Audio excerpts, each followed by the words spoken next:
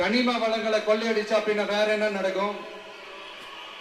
இந்த மணல் கொள்ளையில ஈடுபட்டவங்களை மேல நீங்க சரியா நடவடிக்கை எடுக்கலன்னு அது போதுமானதாக இல்லை அப்படின்ட்டு சென்னை உயர் நீதிமன்றம் சொன்னிச்சே, மறந்துட்டீங்களா?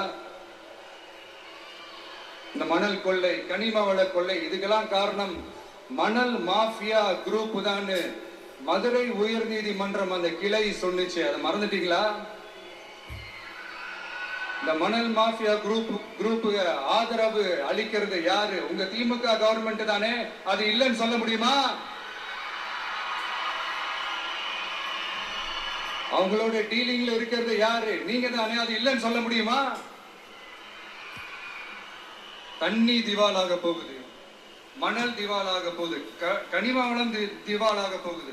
மொத்தத்துல உங்க ஆட்சியில தமிழ்நாடு திவாலாக போகுது. கடன் மேல கடன் வாங்கிட்டு உங்க கவர்மெண்டே குப்பராட்சி படுத்துக்குச்சு. உங்ககிட்ட பேசுறதும் ஒண்ணுதான். சரி, அதை விடுங்க.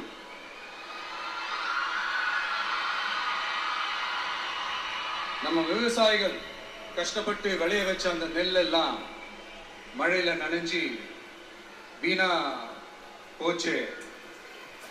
டெல்டா காரன்னு சொல்லிக்கிற நீங்க அதை ஏதாவது கவனிச்சிங்களா? அவங்களுடைய போராட்டம் எதுக்காவது கூட போய் நின்றுக்கிறீங்களா?